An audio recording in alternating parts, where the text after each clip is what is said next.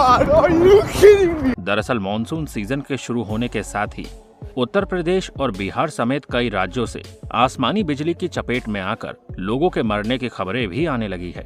ऐसे में ये जानना जरूरी है कि आखिर भारत में बिजली गिरने से मौतों का आंकड़ा क्या है और ये कितना आम है।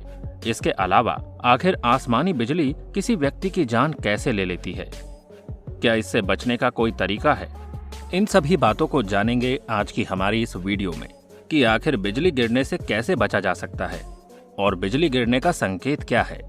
साथ ही हम आपको ये भी बताएंगे कि किन किन जगहों पर बारिश के समय बिजलियां गिरने की ज्यादा संभावना होती है। तो बने रहिएगा हमारे साथ वीडियो के एंड तक। पहले ये समझ लेते हैं कि आकाशीय बिजली बनती कैसे है और ये किन जगहों पर काम करने वालों के लिए खासी जानलेवा साबित हो जाती है। पुराने जमाने में जब आसमान में बिजली चमकती थी और गड़गड़ाहट होती थी तो मनुष्य डर जाता था।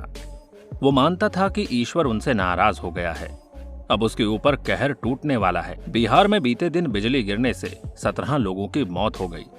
सबसे ज्यादा 6 मौतें भागलपुर जिले से हुई, जबकि 3 वैशाली में, 2 बांका और खगड़िया में। इसके अलावा मधेपुरा, सहरसा, मुंगेर और कटिहार में भी एक व्यक्ति की जान चली गई। बिहार सरकार ने प्रत्येक मृतक के परिवार के लिए 4 लाख रुपए मुआवजे का ऐलान किया है। इस बीच एक बड़ा सवाल ये उठ रहा है कि आखिर आसमानी बिजली की वजह से भारत में लोगों की मौतें कैसे हो जाती है। भारत में कितनी आम है बिजली गिरने से जान जाने की घटनाएं। भारत के ग्रामीण क्षेत्रों में बिजली गिरने की घटनाओं पर चर्चा काफी आम है। हालांकि ऐसी प्राकृतिक आपदाएं शहरी इलाकों में ज्यादा होती है। पूरे भारत की बात करें तो हर साल यहाँ बिजली गिरने से औसतन 2000 से 2500 मौतें होती है। प्राकृतिक आपदाओं में बिजली गिरना भारत में मौतों का सबसे बड़ा कारण है। कुछ साल पहले सिर्फ 3 दिन में ही 300 लोगों की बिजली गिरने से मौत की बात सामने आई थी। इस आंकड़े से देश भर के वैज्ञानिक और अधिकारी चौंक गए थे। बिजली गिरने से होने वाली मौतों की इस बड़ी संख्या के बावजूद भारत में इस पर अनुसंधान से जुड़े काम कम ही हुए हैं। इसी के चलते वैज्ञानिकों द्वारा आसमानी बिजली से बचाव के जो तरीके सुझाए जाते हैं, उन्हें बाकी प्राकृतिक आपदाओं, भूकंप और बाढ़ जैसा प्रचार नहीं मिलता। वैज्ञानिकों का तो ये तक कहना है कि पिछले 20 वर्षों में भारत में बिजली गिरने की घटनाएं ज्यादा रिकॉर्ड की गई है, खासकर हिमालय के निचले हिस्सों में। आखिर बिजली गिरती कैसे है, किन चीजों को निशाना बनाती है? बादलों से गिरने वाली बिजली जबरदस्त तेज होती है, जो कि पूरे वातावरण की ऊर्जा को जमीन की तरफ केंद्रित कर देती है।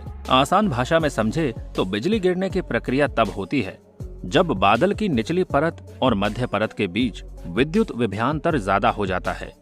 इसी वजह से बादल में तेजी से जबरदस्त करंट बहने लगता है, जो कि गर्मी पैदा करता है। जैसे ही ये गर्मी बढ़ती है, बिजली की एक तेज लहर बाहर की तरफ निकलती है। इसका कुछ अंश धरती की तरफ भी बढ़ता है, जान माल के नुकसान की वजह बनती है। इसकी आशंका ज्यादा रहती है कि बिजली किसी ऊंची जगह जैसे पेड़, टावर या बिल्डिंग पर गिरेगी। जैसे ही बिजली बादलों से धरती की तरफ बढ़ती है, ये ज्यादातर ऊंची जगहों को निशाना बनाती है। इसकी वजह यह है कि हवा एक खराब विद्युत चालक है। ऐसे में बादलों से गिरने वाली बिजली धरती तक जल्दी पहुंचने के लिए सबसे छोटा रास्ता अपनाती है और किसी ऊंची जगह पर गिरती है।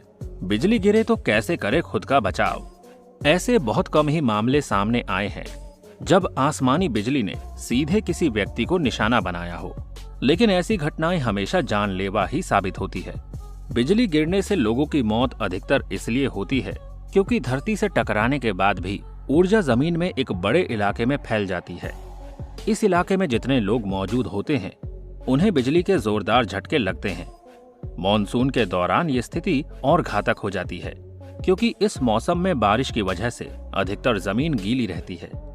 चूंकि पानी बिजली का अच्छा चालक है, इसीलिए मॉनसून के दौरान जो भी बिजली जमीन से टकराती है, वो ज्यादा बड़े इलाके में और तेजी से फैलती है। यानी इस क्षेत्र में जितने भी लोग मौजूद होते हैं, वे बिजली के जबरदस्त झटके महसूस करते हैं। यही झटके लोगों की मौत का कारण बनते हैं। बारिश या तूफान की स्थिति में बिजली गिरने की लोकेशन का सही अंदाजा लगाना नामुमकिन है। ऐसे में मौसम विभाग ने आसमानी बिजली से बचने के लिए कुछ निर्देश जारी किए हैं। जैसे बारिश की स्थिति में लोगों को पेड़ के नीचे न छिपने की सलाह दी जाती है। इसके अलावा जमीन पर लेटने से भी बिजली के झटके लगने का खतरा बढ़ जाता है। लोगों को तूफान के दौरान घर के अंदर रहने और घर में भी बिजली के तार, धातु और पानी से दूर रहने की सलाह दी जाती है। 1872 में वैज्ञानिक बेंजामिन फ्रैंकलिन पहले शख्स थे जिन्होंने बिजली चमकने का सही कारण बताया। उन्होंने बताया कि जब आकाश में बादल छाए होते हैं तो उसमें मौजूद पानी के छोटे छोटे कण वायु की रगड़ के कारण आवेशित हो जाते हैं। कुछ बादलों पर पॉजिटिव चार्ज आ जाता है तो कुछ पर नेगेटिव चार्ज। जब ये दोनों तरह के चार्ज वाले बादल मिलते हैं तो उनके मिलने से लाखों वोल्ट की बिजली पैदा होती है। क्यों फिर गर्जना सी आवाज होती है। आकाश में इस तरह बिजली पैदा होने के बाद उन बादलों के बीच जो जगह होती है वहां ये बिजली की धारा बहने लगती है। इससे भारी पैमाने पर चमक पैदा होती है। इसी वजह से बिजली आसमान में चमकती हुई दिखती है। चूंकि बिजली की धारा बहने लगती है, लिहाजा बहुत बड़े पैमाने पर गर्मी भी पैदा होती है। इससे वायु फैलती है और इसके करोड़ों कण आपस में एक दूसरे से टकराने लगते हैं। ये थंडर यानी गर्जना का स्वर पैदा करते हैं। पहले चमक दिखती है और फिर आवाज क्यों आती है? बिजली का चमकना और गड़गड़ाहट साथ ही होती है, लेकिन हमें बिजली की चमक पहले नजर आती है। उसकी वजह यह भी है कि प्रकाश की गति ध्वनि से बहुत ज्यादा तेज यानी 3 लाख किलोमीटर प्रति सेकंड होती है, जबकि ध्वनि की गति केवल 332 मीटर प्रति सेकंड होती है। कहाँ होता है इसका ज्यादा खतरा? खेतों में काम करने वाले, पेड़ों के नीचे पनाह लेने वाले, तालाब में उस समय नहाते हुए लोग इसके खतरे में ज्यादा होते हैं। लिहाजा जब भी बिजली की चमक नजर आए तब इनके आसपास से हट जाएं। कैसे करें बचाव बिजली चमकने और बादलों से गड़गड़ाहट की आवाज आने पर? अगर आप घर के भीतर हो तो बिजली से संचालित उपकरणों से दूर रहें। तार वाले टेलीफोन का उपयोग बिल्कुल नहीं करें। खिड़कियां व दरवाजे बंद कर दें। बरामदे और छत से दूर रहें। इसके अलावा वो वस्तुएं जो बिजली की सुचालक है उनसे भी दूर रहना चाहिए।